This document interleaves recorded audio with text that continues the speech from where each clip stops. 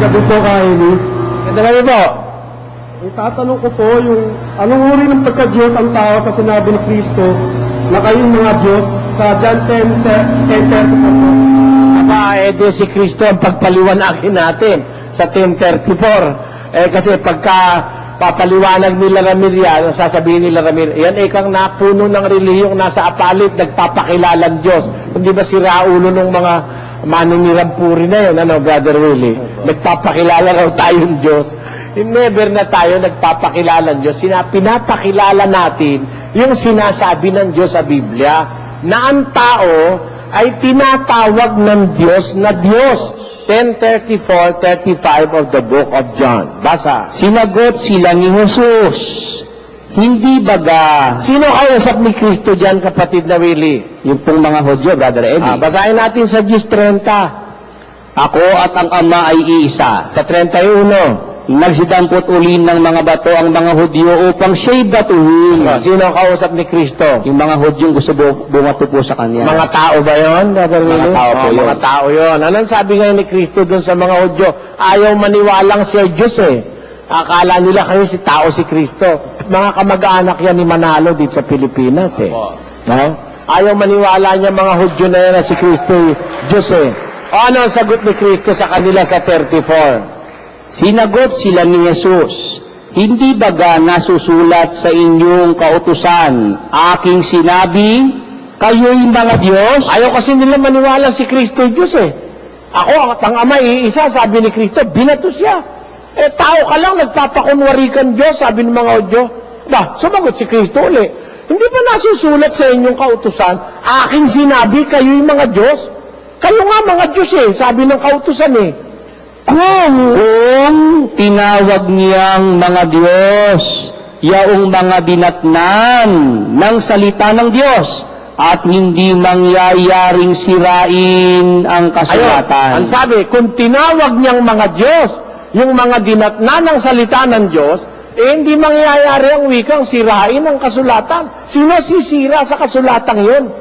Pwede ba sirain niyo ng kahit na sino, sabi ng ating Panginoon sa mga Hudyo? Kayo nga tinatawag kayong Diyos Ako, ayaw kayong maniwalang ako Diyos. Kayo nga masasama na kayo Nakasulat sa inyong kasulatan. Tinatawag niyang mga Diyos. Bakit? Kung tinatawag niyang mga Diyos, yung dinatnan ng salita ng Diyos.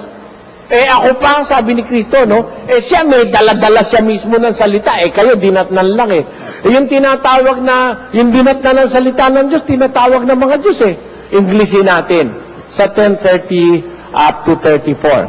If he could, 10:30.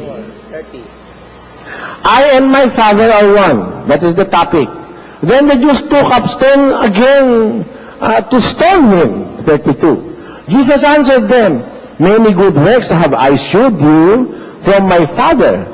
For which of those works do you stone me? The Jews answered him, saying, for a good work we stone thee not, but for blasphemy, and because that thou, being a man, makest thyself God. 34. Jesus answered them, is it not written in your law, I said, ye are gods? If he called them gods, unto whom the word of God came, and the scripture cannot be broken. Therefore, doon sa tanong mo, kapatid, na ano ba tanong mo? Anong klaseng Diyos ba? Ganun tawag mo? Anong tanong mo, kapatid? Meron pagka-Diyos ang tao. Anong klase po meron pagka-Diyos ang tao? Aba, yung sinasabi ng Biblia, pagka nasa iyo yung salita ng Diyos, tinatawag ka Diyos. Pag nasa iyo ang salita ng Diyos. Halimbawa, kapatid, ang salita ng Diyos, umibig ka. Kinuha mo, dinala mo sa puso mo. Magmahal ka, maawa ka, salita ng Diyos yun, Pakanin mo yung kaaway mo. Ibigin mo yung kaaway. Huwag kang papatay, huwag kang mangangalo niya, maging mabuti kang isang ama, kung ama ka. Kinuha mo lahat yun, nasa iyo yun. Tinatawag ka ng Diyos na Diyos. Ayun, yun ang pagka-Diyos na nasa iyo. Tinawag ka ng Diyos na Diyos. Siya may tawag, hindi ako. At wag sasabihin ng mga iglesia ni Manalo, nagpapakilala akong Diyos. ang Diyos ang nagpapakilala na ang isang tao tinatawag ng Diyos kung nananahan sa Kanya ang salita ng Diyos. Ayun, yun ang pagka-Diyos mo. Nahawa ka dun sa salita. Kasi yung salita, tinatawag na Diyos yun eh. Ha? Nang pasimula ang salita sumasa Diyos, ang salita ay Diyos. Parang ganito kapatid ha? Abla kita halimbawa, no? Yung salita Diyos yun eh, ang verbo ay Diyos. Pag nasa iyo ngayon yun, natatawag ka na rin ng Diyos na Diyos. Nasa iyo kasi yung salita ng Diyos eh. Parang ganito, para maintindihan mo, no? Nakakita ka na ng itak, kapatid? Ha? Yun. Di ba meron siyang talim, ano? Yung bakal. Pero meron siyang puluhan, di ba? Yung puluhan niya, kahoy. Pero pag tinawag mo yun na itak, kasama na yung puluhan na kahoy. Pero yung kapuluhan, di mo pwede pang itak yun. Hindi makakaitak yun. Puluhan yun eh, kahoy yun eh.